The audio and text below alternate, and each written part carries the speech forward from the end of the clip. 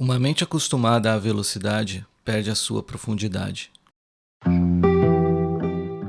Hoje praticamente tudo tenta simplificar a nossa vida. O algoritmo escolhe o que vamos assistir, o feed escolhe o que vamos sentir, a inteligência artificial sugere o que vamos escrever. Os streams entregam milhares de filmes instantaneamente, tudo rápido, tudo fácil, tudo disponível. E talvez isso pareça evolução. Mas eu comecei a perceber uma coisa estranha.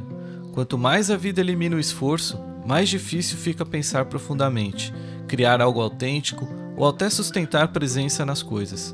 Porque a mente começa a ser treinada para a velocidade e não para a complexidade.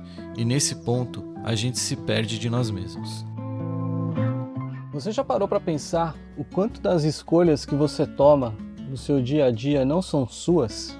São definidas por um piloto automático que você praticamente não percebe, e isso afeta em diversos fatores, desde a música que você escuta, do vídeo que você assiste, dos filmes que você assiste no streaming. Tudo hoje passa por uma recomendação, um filtro, uma pré-escolha do algoritmo. As sugestões que vêm para você já estão pré-definidas de acordo com aquilo que o algoritmo imagina que você gosta. Eu estive pensando nisso esses dias, que eu fiz uma viagem para Florianópolis com a Kombi. Eu escuto a música pelo Spotify e aí eu tenho uma playlist lá que chama Descobertas da Semana.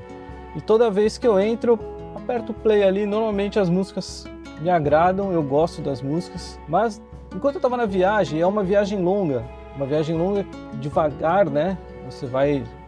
A Kombi anda no máximo 80 km por hora, então foram 2 dias de viagem até chegar em Florianópolis e eu tenho bastante tempo para ficar pensando, né? Viajando sozinho, escutando música ali, e comecei a pensar, falei, caramba, eu escutei umas 4 ou 5 músicas aqui que eu gostei e não faço ideia de quem é o artista, de que disco é, quando foi lançado, não tenho informação nenhuma dessa música que eu tô ouvindo e que eu gostei. Por mais que muitas vezes quando eu gosto de uma música eu já adiciono ela numa playlist paralela à minha, mesmo assim, outro dia uma pessoa me perguntou, pô, que legal, que música é essa? Eu não sabia responder, não sabia o autor, não sabia a banda, se era uma banda, se era um artista, enfim. E aí durante a viagem eu fui pensando nisso, sabe? Como a gente vai entregando as nossas escolhas para um algoritmo. E aí eu fiquei, sabe, com isso na cabeça, eu fiquei me questionando, poxa, quanto que eu perco com essas escolhas? Por mais que eu esteja ouvindo músicas que eu nunca ouvi na vida, mas o que falta? Que seria o aprofundamento, seria ir buscar mais informações daquilo que eu gosto, coisas que eu fazia quando eu era mais novo, que eu ia buscar essas referências, ia querer entender quem era, para poder ter mais acesso àquilo que eu tinha conhecido. Mas por quê? Porque aquilo não era tão de fácil acesso como é hoje para mim. Talvez uma das maiores mudanças tenha acontecido sem a gente perceber, a forma como passamos a nos relacionar com o desejo. Porque existia uma coisa muito diferente antigamente. Não que fosse necessariamente melhor, mas era diferente.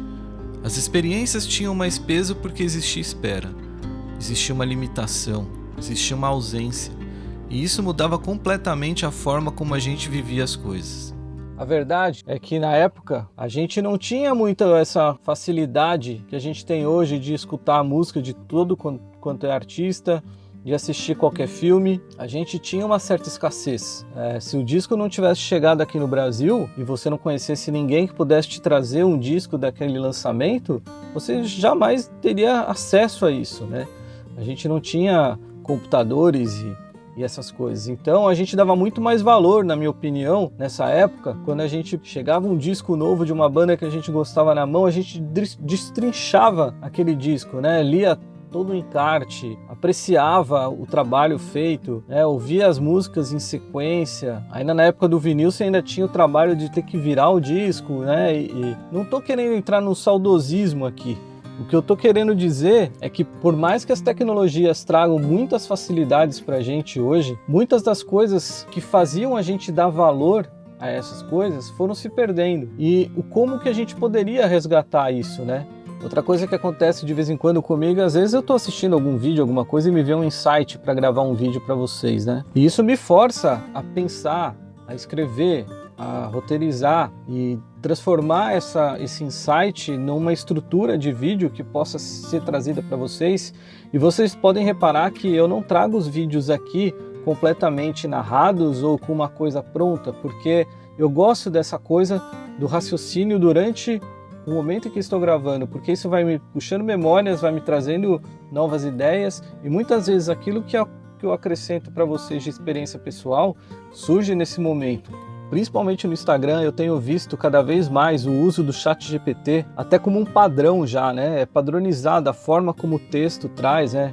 Eu até brinco, tem o uso de travessões ou não por isso, mas por aquilo, né? Uma expressão que normalmente o ChatGPT usa.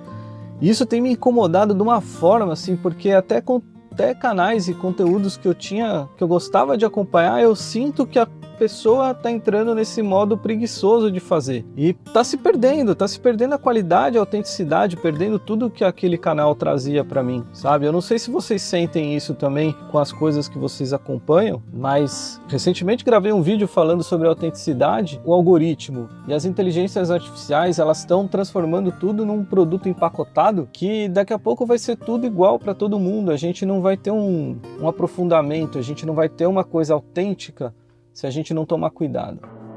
Na verdade, eu acho que isso vai muito além do entretenimento. Talvez essa lógica tenha começado a afetar também a forma como pensamos, sentimos, criamos e até construímos identidade. Porque se tudo chega pronto, aos poucos, a própria elaboração interna começa a enfraquecer. E muitos dos que me assistem têm essa intenção de viver na estrada, de ter uma vida mais simples, de ter uma vida diferente, e eu já posso te avisar, uma das coisas que você mais vai sentir nessa vida é tédio. Uma das coisas que você vai mais ter é tempo sem o que fazer, o ócio. E numa sociedade onde a velocidade está mais importante do que qualquer coisa, né?